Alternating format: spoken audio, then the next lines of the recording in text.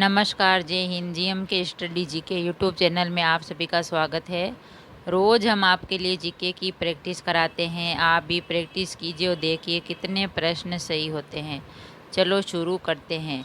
अभी तक आपने चैनल को सब्सक्राइब नहीं किया है तो प्लीज़ सब्सक्राइब कर लें और प्लीज़ वीडियो को लाइक ज़रूर कीजिए। आज हम आपको आधुनिक भारत का इतिहास यानी यूरोपीय कंपनियों का आगमन कब हुआ भारत में, कैसे हुआ, पहले कौन आए, इसके बारे में हम आपको बताते हैं। कुछ महत्वपूर्ण प्रश्न, ये प्रश्न है जो एनसीईआरटी के हैं, जो सभी प्रतियोगी परीक्षा में ज़रूर पूछे जाते हैं।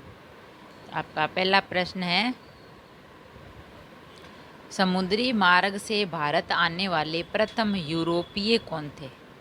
समुद्री मार्ग से व्यापार के लिए समुद्री मार्ग से भारत आने वाले प्रथम यूरोपीय कौन थे? समुद्री मार्ग से भारत आने वाले प्रथम यूरोपीय थे पुर्तगाली। पुर्तगाली समुद्री मार्ग से सबसे पहले भारत आए थे, पुर्तगाली व्यापार के लिए। आपका दूसरा प्रश्न है, यूरोप में से भारत आने के लिए समुद्री मार्ग की खोज किसके द्वारा की गई? यूरोप से भारत आने के लिए समुद्री मार्ग की खोज किसने की थी, किसके द्वारा की गई? यूरोप से भारत आने के लिए समुद्री मार्ग की खोज की गई थी वास्को डी गामा के द्वारा।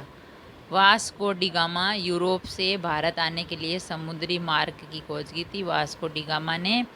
वास्को डी गामा भारत आए थे 17 मई 1498 को, और यूरोप से समुद्री मार्ग से आए थे, भारत की खोज की समुद्री मार्ग की भारत के वास्को डी गामा ने।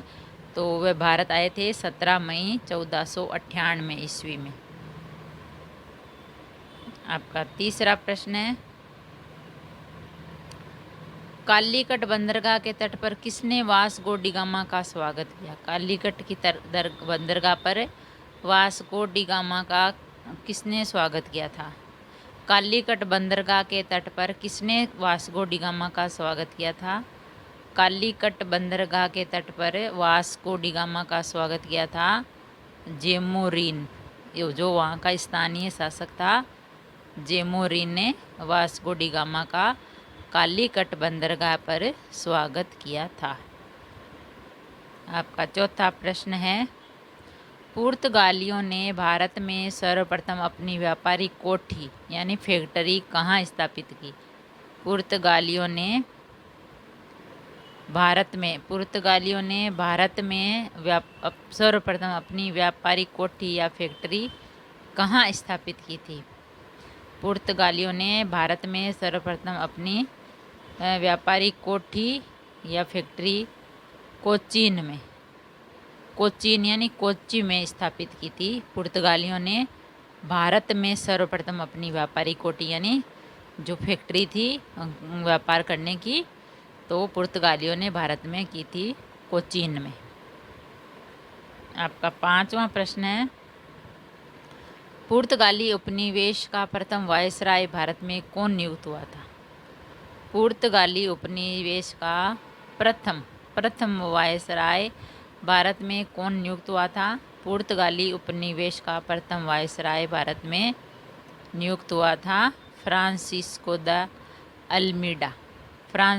द अल्मीडा नियुक्त हुआ था 1505 ईस्वी में।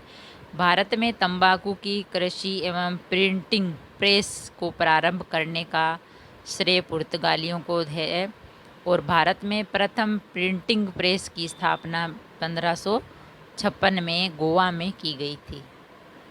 तो फ्रांसिस्को द अल्मीडा जो थे वो पुर्तगाली उपनिवेश के प्रथम वायसराय भारत में नियुक्त हुए थे। आपका छठा प्रश्न है, भारत में पुर्तगाली शक्ति का वास्तविक संस्थापक किसे माना जाता है? भारत में पुर्तगाली शक्ति का वास्तविक संस्थापक किसे माना जाता है? भारत में पुर्तगाली शक्ति का वास्तविक संस्थापक माना जाता है अल्बुकर्क को।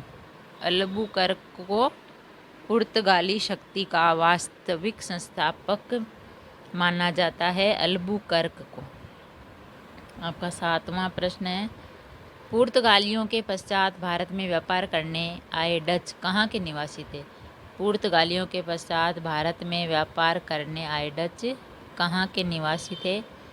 पुर्तगालियों के बाद भारत में जो डच आए थे वो कहाँ के निवासी थे? वो थे हॉलैंड के। अभी वर्तमान नीदरलैंड के थे, पर हॉलैंड के निवासी थे। पुर्तगाली के बाद जो भारत में व्यापार करने आए डच हॉलैंड के निवासी थे। आपका 8वां प्रश्न है, लंदन में ब्रिटिश ईस्ट इंडिया कंपनी के गठन के समय भारत का सम्राट कौन था? लंदन में ब्रिटिश ईस्ट इंडिया कंपनी के गठन के समय भारत का सम्राट कौन था? लंदन में ब्रिटिश ईस्ट इंडिया कंपनी के समय भारत का सम्राट था अकबर। अकबर था भारत का सम्राट। लंदन में जब ब्रिटिश ईस्ट इंडिया कंपनी की गठन हुआ था तब भारत का सम्राट था अकबर। आपका 9वां प्रश्न है, ईस्ट इंडिया कंपनी के किस अंग्रेज गवर्नर को औरंगजेब द्वारा भारत से निष्कासित कर दिया गया? ईस्ट इंडिया कंपनी के किस अंग्रेज गवर्नर को औरंगजेब द्वारा भारत से निष्कासित कर दिया गया? तो कौन था अंग्रेज? वो अंग्रेज था sir John child. Sir John child को औरंगजेब ने भारत से निष्कासित कर दिया था।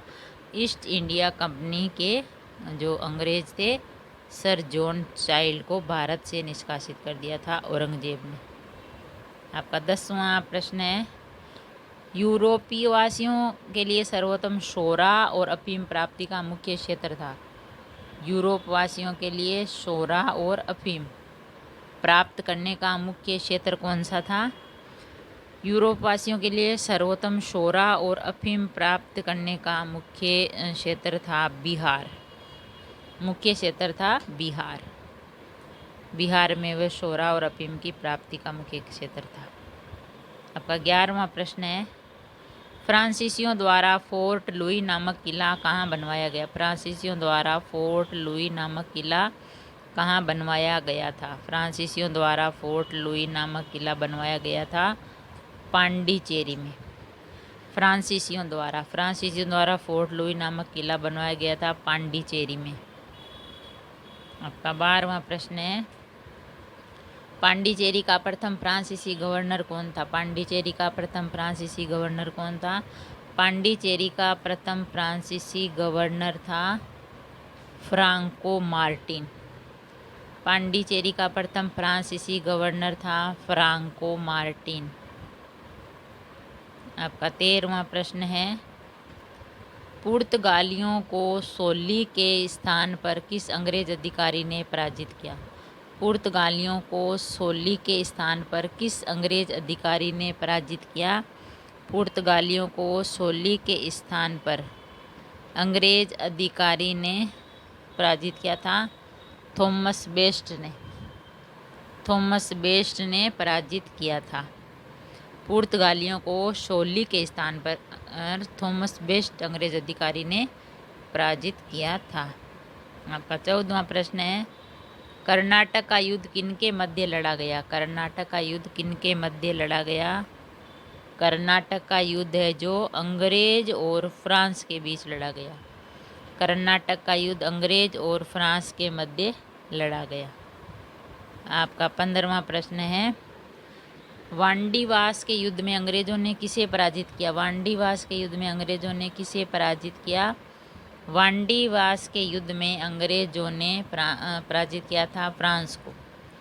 वांडीवास के युद्ध में अंग्रेजों ने फ्रांस को पराजित किया था। अगर वीडियो अच्छा लगा तो लाइक और शेयर ज़रूर करें। ऐसे ही और वीडियो देखने के लिए एनसीईआरटी, जनरल नॉलेज, सामान्य ज्ञान, भारत का इतिहास, विश्व का इतिहास आदि की जानकारी के लिए चैनल को सब्सक्राइब करें। थैंक यू, धन्यवाद।